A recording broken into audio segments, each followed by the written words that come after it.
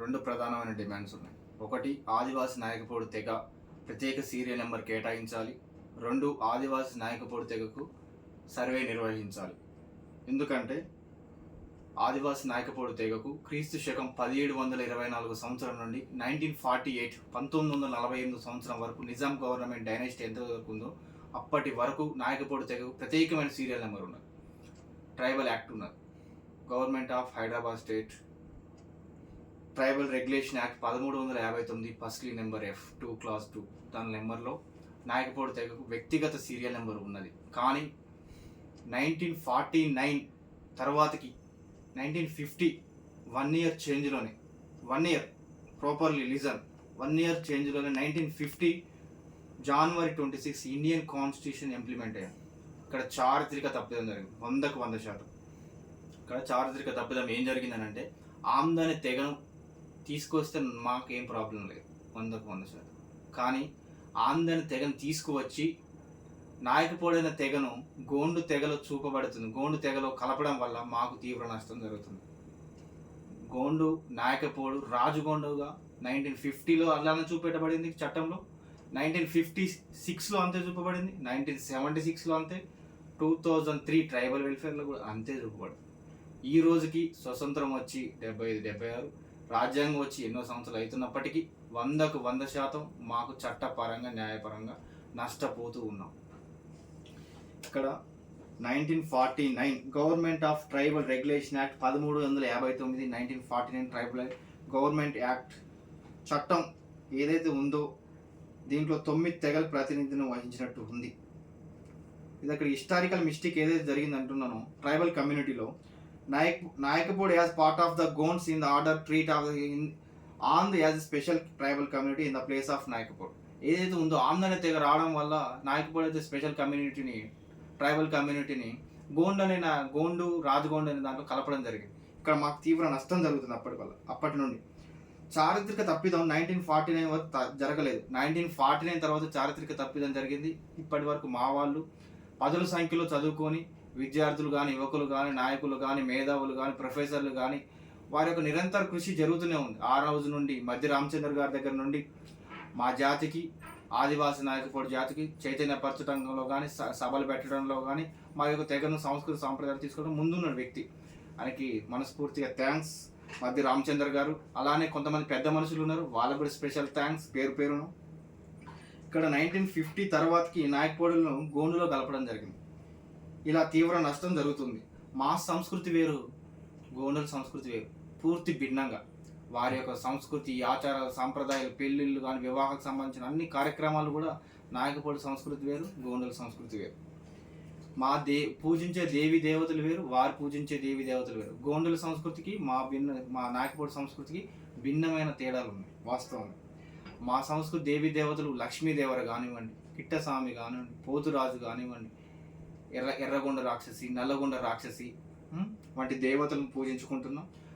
మంచిర్యాల వెళ్తే గాంధార్ కిల్లా, ములుగు వెళ్తే గట్టమ్మ తల్లి, భద్రాద్రి కొత్తగూడెం జిల్లా ఖమ్మం, సత్తుపల్లి, దమ్మపేట, అశ్వరావుపేట ఈ ఏరియాకి వెళ్తే పెద్దమ్మ తల్లి మహబూబాద్ జిల్లాలో కానివ్వండి, భద్రాద్రి కొత్తగూడెం, సత్తుపల్లి ఏరియాలు, అశ్వరావుపేట, దమ్మపేట ఏరియాలు పెద్దమ్మతో ఎక్కువ కొలుస్తాం. చిన్న కొర్రాజులు, పెద్ద కొర్రాజులు వంటి దేవీ దేవతలను నాయకపోళ్ళు కొలుస్తున్నారు.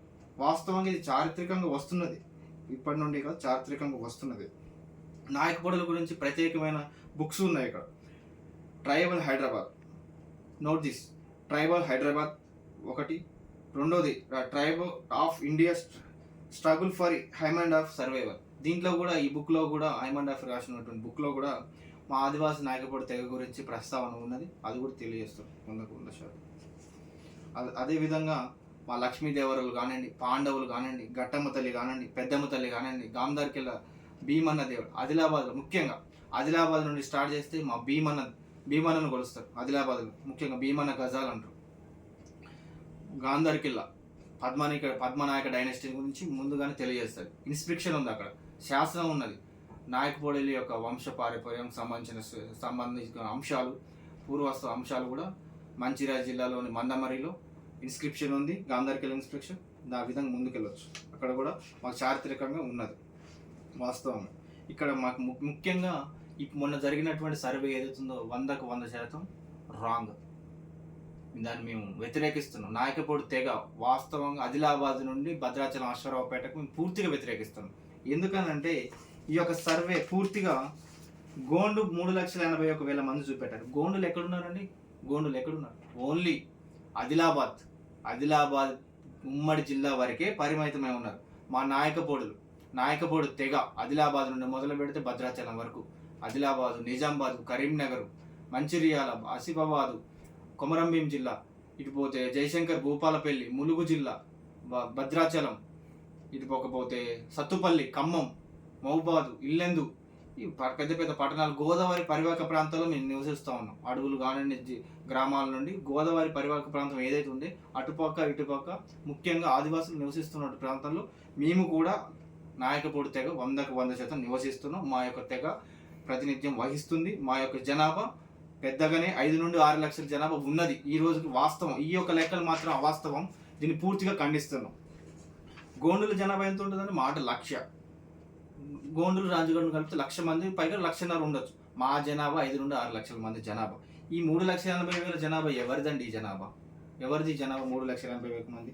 నాయక్ అని ఇక్కడ ఉన్నది 8వ కాలంలో. లంబాడి, గోయ, గోండు, ఎరుకల, కోలం, చెంచు, ఆందు, నాయక్ అనే తెగ. ఇది నాయక అనే తెగ ఏజెన్సీ ట్రాక్లో ఉన్నటువంటి నాయక తెగ. ఇది one of the tribal community agency ట్రాక్లో ఉంటుంది. ఇది వాస్తవంగా ఇది నా మేజర్ కమ్యూనిటీ కాకపోయినప్పటికీ నాయక అనే తెగ దాంట్లో ఏజెన్సీ ట్రాక్లో 16,510 జనాభా ఉన్నారు వీళ్ళు. వాస్తవం ఈ జనాభాని నాయకపోడు జనాభా కానీ మా వాళ్ళు కానీ అవతల వాళ్ళు కానీ తెలియజేస్తున్నారు. ఇది అంత అప్పటికి అవాస్తవం. నాయకపోడి యొక్క జనాభా 5 నుండి 6 లక్షల మంది జనాభా. కానీ ఇక్కడ గోండులలో కూడా 3,81,000 చూపెట్టడం ఇది చాలా తప్పిదం. మా యొక్క జనాభా దాదాపు ఈ రోజుకి 5 లక్షల నుండి 6 లక్షలు ఉన్నది వాస్తవమే. దీన్ని మేము ప్రాపర్గా ఇన్వెస్టిగేషన్ చేసి ప్రాపర్గా సర్వే చేయించడానికి ముందుకెళ్తాం 100%. వి డిమాండింగ్ 2 డిమాండ్స్ ఓన్లీ. నాయకపోడుకు వ్యక్తిగత సీరియల్ నెంబర్ రావాలి.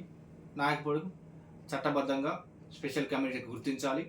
నాయకపోడుకు సర్వే నిర్వహించాలి. ఉద్యోగ ఉపాధి అన్ని రంగాల్లో నాయకపోడులకు న్యాయం జరగాలి.